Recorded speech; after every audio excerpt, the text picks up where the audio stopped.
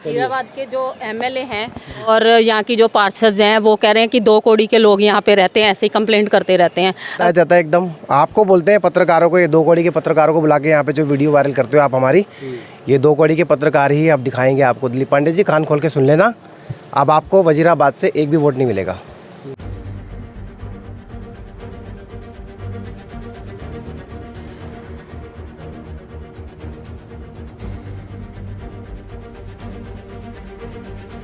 वजीराबाद इलाके का to drain है। इस ड्रेन में पूरी 9 नंबर वजीराबाद और भी कई गलियों का गंदा पानी इस नाले में पहुंचता है, जिसके बाद यहां से बड़े नाले तक पहुंचता है। लेकिन इस नाले की किस्मत इतनी खराब है कि इसकी सफाई तक नहीं की जाती, जिसका खामियाजा सिर्फ और सिर्फ जनता को ही भुगतना पड़ता है, जिसका जीता जागता सबूत इन पुरानी तस्वीरों में भी देखा जा सकता है। अब सबसे महत्वपूर्ण बात मैं आपको बता दूं, इस नाले का नए सिरे से निर्माण शुरू करने के लिए 1 साल पहले सिंचाई एवं बाढ़ विभाग की तरफ से दिल्ली नगर निगम को एनओसी भी दी गई थी, लेकिन 1 साल बीतने के बाद भी इस ड्रेन का निर्माण कार्य शुरू नहीं किया गया, जिसकी वजह से यहाँ की जनता को एक बड़ी समस्या का सामना करना पड़ता है। इस वक्त मैं मौजूद हूँ वजीराबाद की गली नंबर 1A ब्रांच गली नंबर 4 में। आपको बता दूँ यहाँ पर एक बड़ी समस्या है, वो समस्या मैं आपको दिखा देता हूँ। ये देख सकते हैं यहाँ जो ये पानी है 9 नंबर गलियों से लेकर कई गलियों का पानी इस बड़े नाले में आता है, और इस बड़े नाले की मैं तस्वीर आपको दिखाना चाहूँगा किस तरह ये नाला गंदगी से लबालब भरा हुआ, और इसी वजह से जो लोग हैं यहाँ के वो काफ़ी परेशान रहते हैं। दूसरी बात मैं आपको बता दूँ, जो साफ़ सफाई की बात करें यहाँ पर ना तो एमसीडी की तरफ से साफ़ सफाई की जाती है और ना ही निगम पार्षद की तरफ से साफ़ सफाई की जाती। इसी वजह से यहाँ पर कुछ लोग इकट्ठा हुए हैं, उन लोगों से हम बात करने का प्रयास करेंगे। एक तरफ मैं नज़ारा भी आपको दिखा देता हूँ, देख सकते हैं पूरा यहाँ पे पार्क है, और इस पार्क की सफाई की बात करें तो पार्क की सफाई भी नहीं की जाती। इस वजह से यहाँ पर जो लोग हैं वो काफ़ी परेशान रहते हैं और तमाम समस्याओं को लेकर आज यहाँ पर इकट्ठा हुए हैं। तो हम सबसे पहले जानेंगे यहाँ के लोगों से किस तरह की समस्या इन लोगों को आती है। सर क्या कहेंगे, किस तरह की समस्या? नाला लबालब गंदगी से भरा हुआ है, पूरी 9 नंबर गली का और कई गलियों का पानी इस नाले में आता है, उसके बावजूद भी। खलील भाई देखिए, बहुत धन्यवाद देता हूं आपको जो आप यहां पे आए हैं इस मैटर को कवर करने के लिए। ये मुद्दा आप देख रहे हैं कितना डेंजरस है पब्लिक के लिए, स्वास्थ्य के लिए। यहाँ पे देखिए ये पूरा कवर जो एरिया है ये CD9 जिसको सिविल डिवीज़न 9 बोलते हैं, इरिगेशन एंड फ्लड कंट्रोल का है। उसके लिए इन्होंने पोटा केबिन तक 2 लगाए हैं, 4-5 सिक्योरिटी गार्ड हैं 24/7। बावजूद इसके यहाँ कोई साफ़ सफाई नहीं है, कोई तरह का। ये जो नाला है जिसको टो ड्रेन भी बोलते हैं, जिसमें गली नंबर 9 से लेके गली नंबर 1A, गली नंबर 3, ये सारे गलियों का पानी कहीं ना कहीं इस टो ड्रेन में आके मिलती है। इस टो ड्रेन का पानी फिर बाहर पंप से उसको बड़े वाले नजफगढ़ ड्रेन में भेजा जाता है। अब इस नाले की हालत आप देखिए, मुझे नहीं लगता पिछले 4 साल से इस नाले की कोई साफ़ सफाई हुई है। सारे कवर टूटे हुए हैं, सारा सिल्ट जमा हुआ है, कागजों में क्या दिखाते रहते हैं मुझे नहीं पता।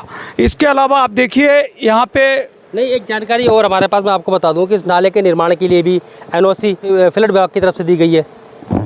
हाँ, इसकी जानकारी पूरी पुख्ता है एमसीडी को बनाने के लिए। पूरी सच्ची, ये पूरी पुख्ता जानकारी आपके पास खलील भाई, बहुत बहुत धन्यवाद देता हूँ इस जानकारी के लिए। इसका CD9 ने एनओसी इशू किया हुआ है एमसीडी को, जिसकी इन्फॉर्मेशन विधायक जी और यहाँ के जो निगम पार्षद हैं उनको दिया गया है। ये बताया गया है कि इस नाले का जल्दी से जल्दी आप मरम्मत, निर्माण कार्य और इसकी साफ़ सफाई पे तुरंत ध्यान दें, क्योंकि आपको एनओसी मिल चुका है। आपने केवल इसका वर्क ऑर्डर एस्टिमेट बना के और इस काम को शुरू करना है, लेकिन इस पर कोई ध्यान नहीं जा रहा है। आपको याद होगा 4 महीने पहले जो बरसात हुई थी, ये पूरा नाला बैकफ्लो मार रहा था, पूरा घरों में पानी चली गई थी लोगों के, लोग कितना परेशान हुए थे। उसका भी आपने शायद कवर किया था, मुझे याद है, वो आपने दिखाया था मीडिया में पब्लिक को। पब्लिक कितना मतलब परेशान थी कि यहाँ के जनप्रतिनिधि कर क्या रहे हैं, लेकिन वो सच्चाई है कि ये कुछ भी यहाँ पे नहीं हो रहा काम। आप और भी यहाँ के लोगों से पूछिए, यहाँ पे कोई साफ़ सफाई नहीं है, कोई व्यवस्था नहीं है, कोई लाइटिंग की व्यवस्था नहीं है, कोई सिक्योरिटी नहीं है। स्मैक्स, गजे, चरस वाले यहाँ पे आके रात को इकट्ठा होते हैं, चोरी का सामान यहाँ लाके सब क्या करते रहते हैं वो पब्लिक जाने। लोग जाने यहाँ के, हम तो गेट बंद करके रहते हैं डर के मारे। अच्छा, दूसरी बात मैं आपको बता दूं, ये जो इलाका है पूरा, ये देख सकते हैं CD9 के अंदर आता है। ये पूरे इलाके को एक अगर ग्रीन बेल्ट घोषित कर दिया जाए तो कहीं ना कहीं यहाँ पर काफ़ी सुविधाएं यहाँ की जनता को मिल सकती हैं। देखिए यहाँ पे बहुत बुजुर्ग, बूढ़े और बच्चे भी हैं बहुत सारे, उनको अगर ये ग्रीन बेल्ट मिल जाए तो उनके लिए कितना अच्छा होगा। पोल्यूशन पे बहुत बड़ा एक वो आक्रमण होगा, समझ लीजिए एक तरह से।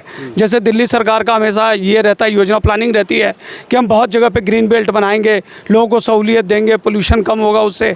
लेकिन यहाँ पे इस चीज़ का फ़ायदा ही नहीं उठा रही है सरकार। यहाँ के लोकल जो प्रतिनिधि है वो इसका फ़ायदा नहीं उठा रहे हैं।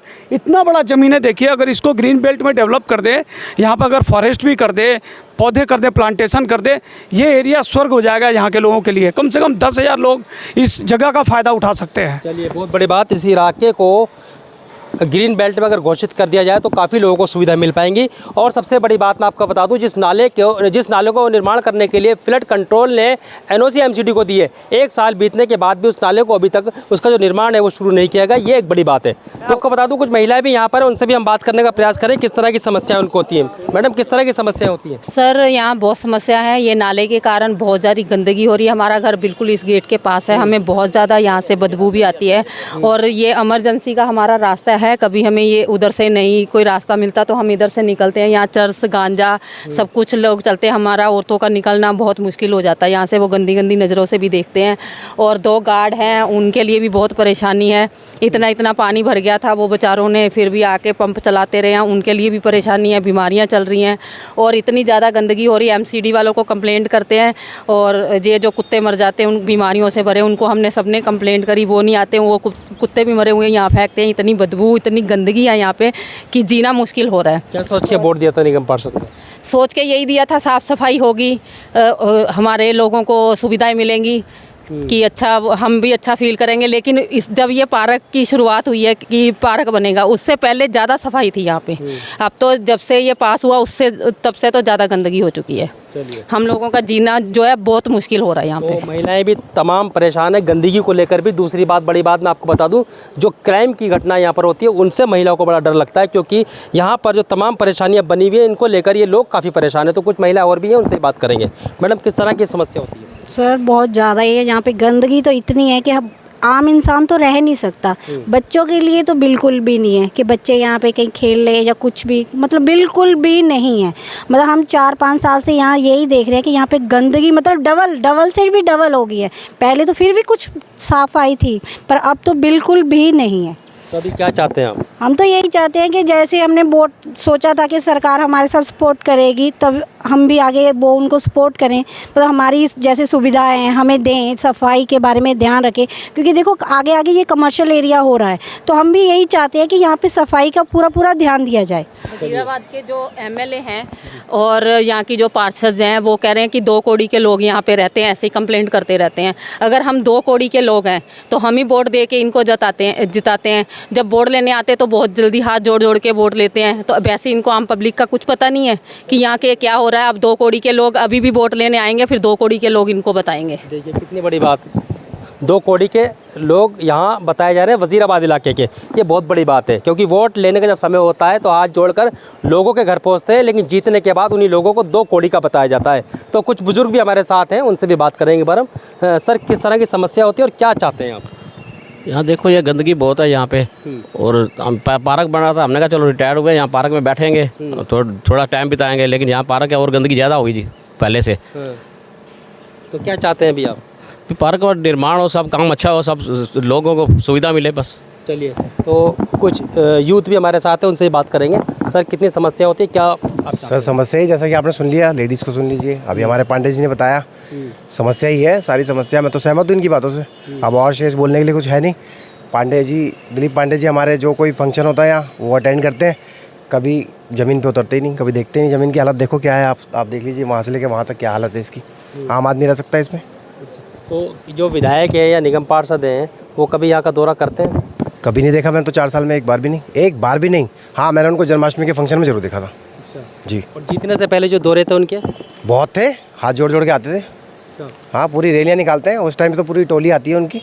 अभी वो और जीतने के बाद वो सिंगल एक भी नहीं आता उनका, कोई प्रतिनिधि भी नहीं आता। अभी वो महिला कह रही है कि 2 कौड़ी का बताया जाता है यहाँ के लोगों को। बिल्कुल बताया जाता है एकदम। आपको बोलते हैं पत्रकारों को, ये 2 कौड़ी के पत्रकारों को बुला के यहाँ पे जो वीडियो वायरल करते हो आप हमारी, ये 2 कौड़ी के पत्रकार ही अब दिखाएंगे आपको। दिलीप पांडे जी कान खोल के सुन लेना, अब आपको वजीराबाद से एक भी वोट नहीं मिलेगा। तो पीछे बोल सकते हैं वो 2 कौड़ी का पत्रकार, सामने बोले ऑन कैमरा बोले तब पता लगेगा 2 कौड़ी के पत्रकार है या नहीं है। कोई बात नहीं, वो तो समय बताएगा सर 2 कौड़ी का कौन है।